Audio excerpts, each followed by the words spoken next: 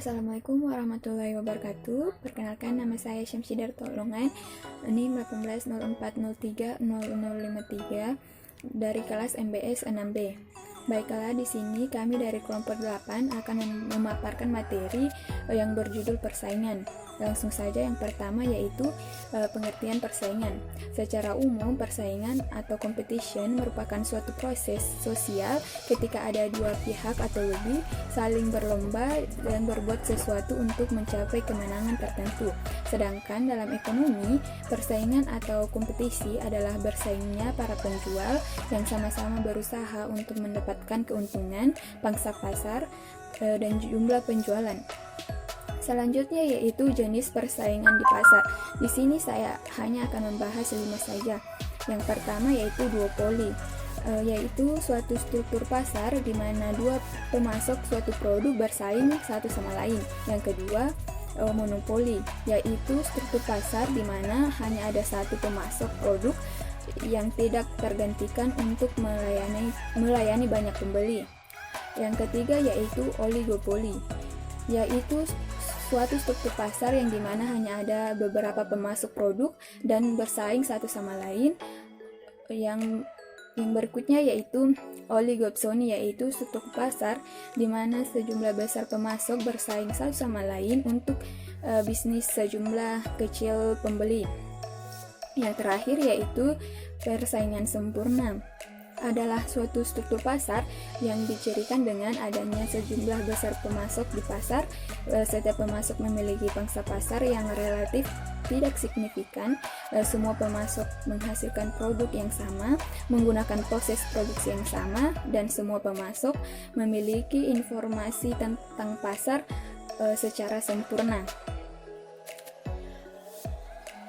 Yang berikutnya yaitu 6 strategi untuk memenangkan persaingan. Yang pertama yaitu ciptakan produk berbeda. Ciptakan produk yang unik dan usahakan belum ada di pasaran. Yang kedua, amati pasar dan kenali pesaing. Saat menghadapi pesaing, sebelumnya lihat dulu potensi pasar yang ada serta cari tahu siapa pesaing yang kompeten saat ini. Yang ketiga, tawarkan harga bersaing, yaitu memberikan harga yang bersaing bukan berarti menurunkan harga, tetapi bisa memberikan diskon. Yang keempat, tonjolkan keunggulan produk. Yang kelima, pelajari kelebihan dan kelemahan pesaing, karena di balik kelemahan pesaing ada peluang bagi kita. Yang keenam, buatlah event, promosikan produk.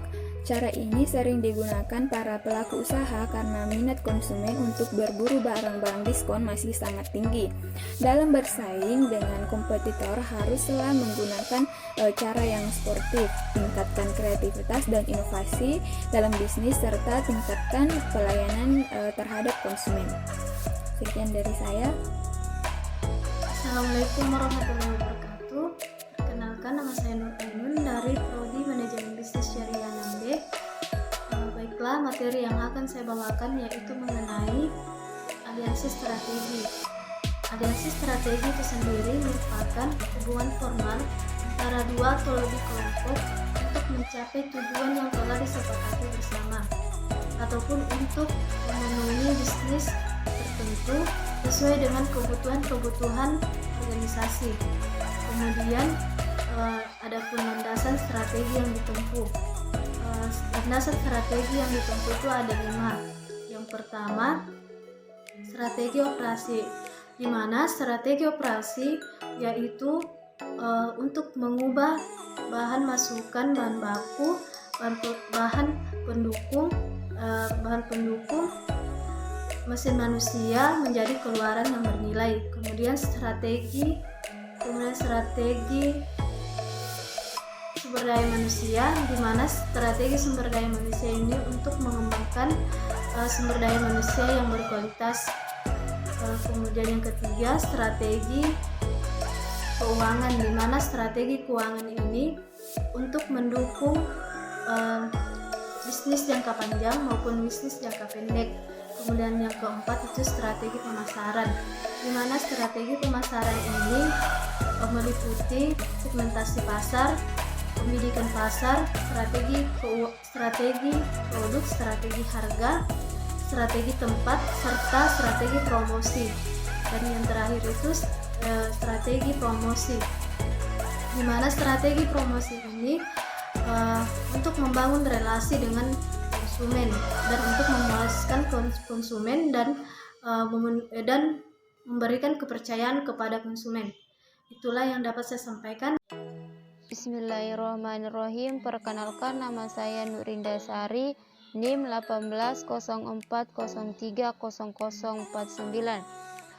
Baiklah, saya akan menjelaskan 3 materi. Yang pertama, keunggulan bersaing melalui manusia.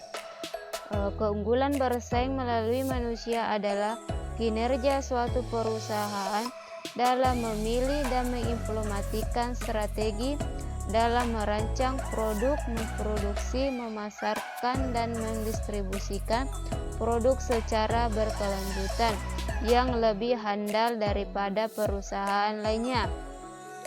Fungsi manajerial yaitu perencanaan, perorganisasian, pelaksanaan, pengendalian, dan pengawasan.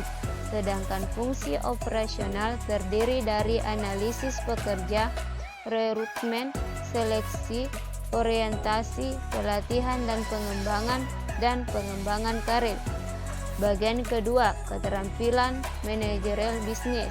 Keterampilan manajer bisnis terkemukakan terdiri dari 3, yaitu keterampilan konseptual adalah kemampuan manajerial untuk melihat keseluruhan organisasi sebagai suatu entitas yang lengkap.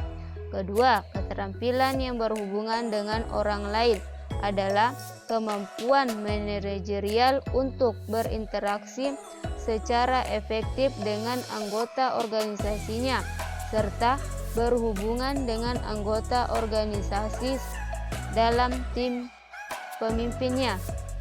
3, keterampilan teknis adalah kemampuan untuk pengetahuan untuk menggunakan teknik tertentu dalam melaksanakan tugas dan pekerja tertentu.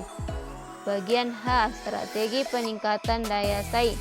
Strategi peningkatan daya saing terdiri dari 6, yaitu 1. Cara kekuatan pada segmen yang baru. 2. Mengasahkan jiwa pemimpin. 3. Mulai belajar dengan data-data. 4. Resiko bekerja memberikan keuntungan.